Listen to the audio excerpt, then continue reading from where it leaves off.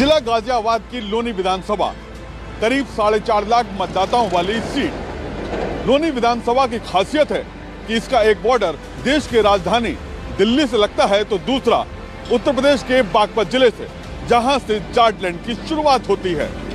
लोनी विधानसभा में हर वर्ग के मतदाताओं का बोलबाला है, किसानों से लेकर उद्योगपतियों तक, लिहाजा मुद्दे भी उन्हीं से जुड़े हुए हैं। बीजेपी ने अपने मौजूदा विधायक नंदकिशोर गुर्जर को मैदान में उतारा है, जो अक्सर अपने विवादास्पद बयानों को लेकर चर्चा में रहते हैं। वहीं सपा आरएलडी गठबंधन ने हैंडपंप के निशान से बाहुबली मदन भैया को मैदान में उतारा है। जातीय समीकरण को ध्यान में रखते हुए बीएसपी ने मुस्लिम चेहरे को तरजीह दी है। आज हम आपको लोनी के उन तमाम मतदाताओं से रूबरू करवाएंगे और वहीं शतरंज के खेल में एक दूसरे को मात देने के लिए चाल चल रहे उम्मीदवारों से भी, और जानेंगे कि आखिर किन मुद्दों पर लड़ा जाएगा लोनी का चुनाव।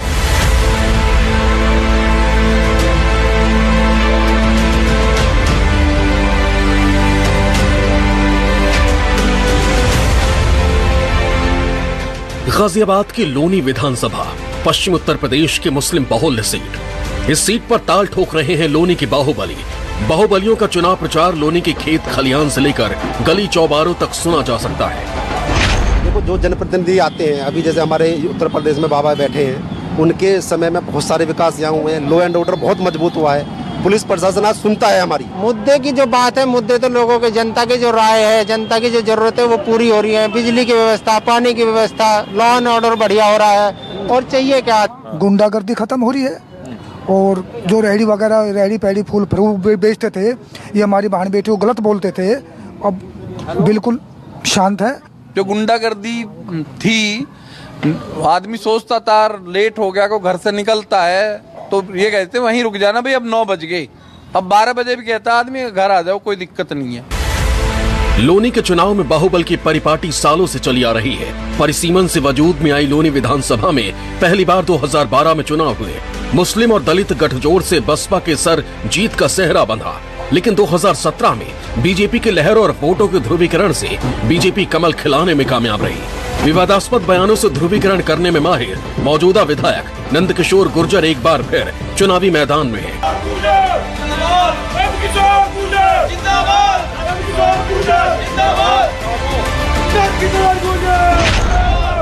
लोनी विधानसभा से चर्चाओं में रहने वाले, और अक्सर कर आपने इनको टीवी पे देखा होगा, बीजेपी के मौजूदा विधायक और इस बार दोबारा मैदान में नंदकिशोर गुर्जर जी। क्या मुद्दे, किन मुद्दों के साथ में और किन चीजों के साथ में जनता के बीच में है इस बार? लोनी को देश में नंबर 1 विधानसभा बनाना विकास मुद्दा है, और यहाँ बहन बेटियों की सुरक्षा और सुशासन का मुद्दा है। 5 साल हम विधायक रहे, माननीय योगी जी की सरकार बनी, लोनी के अंदर रामराज कायम हुआ, किसी की हैसियत नहीं हुई, एक घटना नहीं हुई किसी बहन को कोई छेड़ दे। विकास और लॉ एंड ऑर्डर सबसे बड़ा मुद्दा आपका। विरोधी कहते हैं कि आप जानबूझकर ऐसी बयान देते हैं जिससे ध्रुवीकरण हो।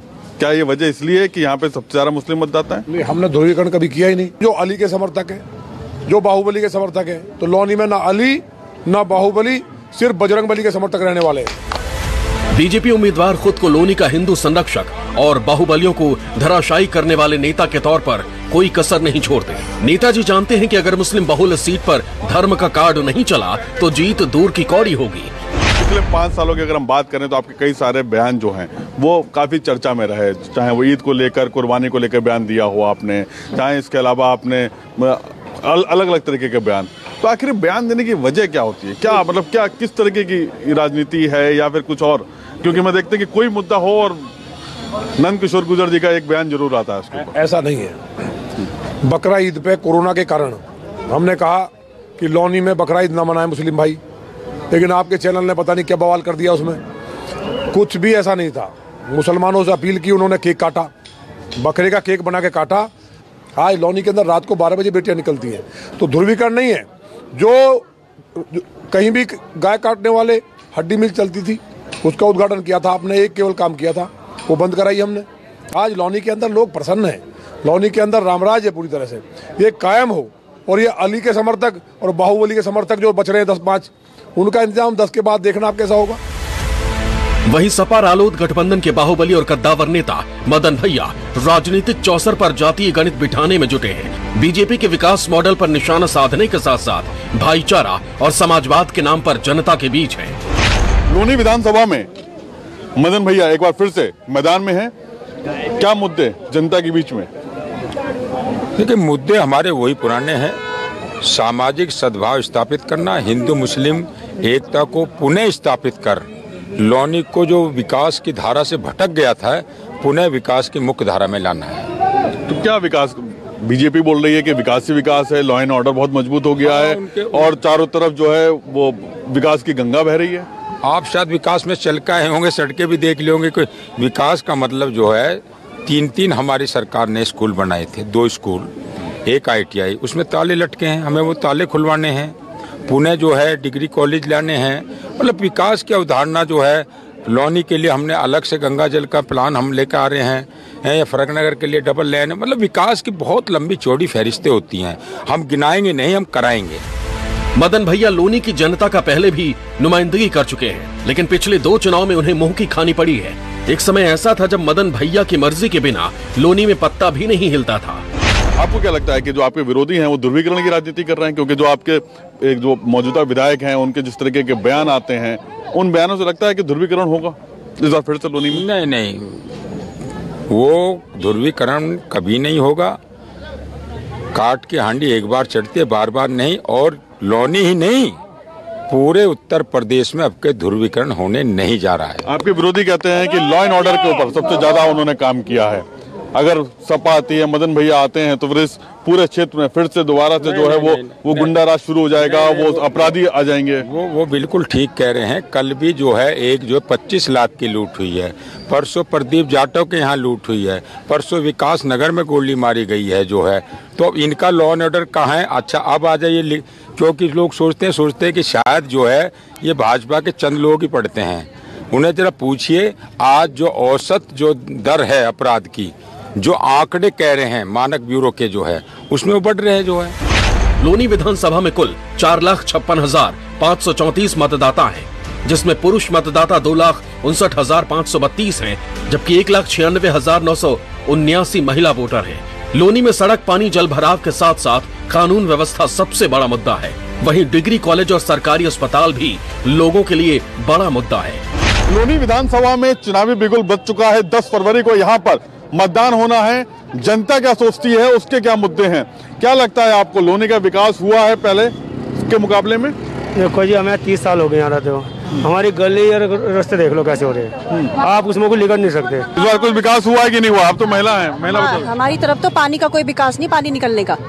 क्यों हमारे ऐसा होता है, बारिश होती है तो घरों में पानी आ रहा है और कोई नहीं सुनवाई है। पिछले 5 साल में जो भाजपा की सरकार आई है उसमें काफी कुछ विकास देखने को मिले हैं। सड़क भी बनी है। जो गुंडागर्दी थी, आदमी सोचता था लेट हो गया को घर से निकलता है तो ये कहते वहीं रुक जाना भाई, अब 9 बज गए, अब 12 बजे भी कहता आदमी घर आ जाओ, कोई दिक्कत नहीं है। लोनी विधानसभा का जातीय गणित समझे तो एक अनुमान के मुताबिक 1,55,000 के करीब मुस्लिम, 60,000 गुर्जर, 80,000 दलित, 18,000 जाट, 25,000 ब्राह्मण, 20,000 वैश्य और 30,000 त्यागी समुदाय के मतदाता हैं। मुस्लिम और दलित गठजोड़ को ध्यान में रखते हुए बीएसपी ने हाजी अकील चौधरी को मैदान में उतारा है। लोनी विधानसभा में मुस्लिम बहुल मतदाता हैं और वहीं एससी भी काफी बड़ी संख्या में है, लगभग 80,000 से ज्यादा। और इसी जाति समीकरण को ध्यान में रखते हुए बीएसपी ने अपने उम्मीदवार उतारे हैं हाजी अकील चौधरी साहब। चौधरी साहब, क्या है इस बार मुद्दे लोनी की जनता के बीच? लोनी के मुद्दे विकास के मुद्दे हैं, जैसे मानो शिक्षा, चिकित्सा और नाड़ी खरंजे और भाईचारा। बीजेपी तो कह रही है कि उसके शासनकाल में विकास हुए, सड़कें बनी हैं, गड्ढे थे यहाँ पे 4-4 फुट के, वो गड्ढे भर गए, नई सड़कें बन गई, लॉ एंड ऑर्डर बहुत मजबूत हो गया है। क्या कहना चाहेंगे? अभी कल परसों 10 लाख की लूट हुई है, उससे पहले लूट डेली लूट हो रही है, बलात्कार, डकैती, सारे काम हो रहे हैं। ऐसा कुछ भी नहीं हुआ। विकास नाम कोई चीज नहीं है जो विकास करे ना।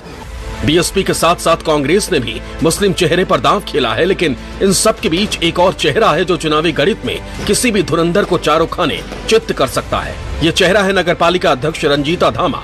जाट बिरादरी से आने वाली रंजीता धामा ने निर्दलीय पर्चा दाखिल किया है। रंजीता धामा कभी बीजेपी खेमे की थी, लेकिन पति मनोज धामा और मौजूदा विधायक नंद किशोर गुर्जर के साथ अनबन राजनीतिक दुश्मनी में बदल गई। लोनी विधानसभा सीट इस बार कई सारे प्रत्याशियों के बीच में फंसी हुई है और उसी के साथ में हमारे साथ में है रंजीता धामा, जो कि लोनी नगर पालिका की चेयरमैन भी हैं। किन मुद्दों के आधार पर इस बार आप जनता के बीच में हैं? नगर पालिका के चेयरमैन भी हैं, क्या मुद्दे लगते हैं अभी विधानसभा के तौर पर अगर देखें तो? देखिए, लोनी में हम विकास के मुद्दे को लेकर लोनी विधानसभा के प्रत्याशी के रूप में आई हूँ और लोनी का विकास कराना ही एकमात्र हमारा लक्ष्य है। आप कलाविता के तौर पे की तरह ही आप अपने पति का अपमान का बदला लेने के लिए मैदान में? बिल्कुल, मैं अपने पति का ही नहीं बल्कि लोनी में जिन जिन लोगों का अपमान किया गया है, सम्मान खराब किया गया है, लोगों के मैं कह रही हूँ धंधे बंद करवाए गए, उन सब के सम्मान की और लोनी के विकास की दोनों लड़ाइयाँ में लड़ी। लोनी सीट पर 3 मुस्लिम उम्मीदवार और 1 जाट प्रत्याशी की दावेदारी सपा रालोद गठबंधन के लिए चिंता की बात है। वहीं बीजेपी के लिए किसान की नाराजगी और जाट का छिटकना नुकसान पहुंचा सकता है। ऐसे में सबकी निगाहें उत्तराखंड और बिहार के प्रवासी कामगार की जीत हार में अहम भूमिका होगी। राजधानी दिल्ली से सटे होने के बावजूद लोनी विधानसभा में सड़क, पानी, बिजली और खस्ताहाल कानून व्यवस्था हमेशा से चुनावी मुद्दे रहे हैं। लेकिन इन सब के बावजूद धर्म के नाम पर ध्रुवीकरण और बाहुबल की राजनीति का बोलबाला रहा है। इस बार लोनी विधानसभा में बीजेपी और सपा आरएलडी गठबंधन के बीच सीधे टक्कर है, लेकिन मुस्लिम और एससी मतदाताओं का रुझान किसी भी राजनीतिक दल के खेल को बना और बिगाड़ सकता है। कैमरा पर्सन भरत रावत के साथ प्रशांत गुप्ता, लोनी, न्यूज़ 24। चुनाव मतलब। नमस्कार, मैं हूं मानक गुप्ता। अगर आपको हमारा ये वीडियो पसंद आया हो तो इसे लाइक और शेयर जरूर करें और हाँ, हमें सब्सक्राइब और फॉलो करना ना भूलें ताकि आप देश और दुनिया की कोई खबर मिस ना करें। तो जुड़े रहिए हमारे साथ और देखते रहिए न्यूज़ 24।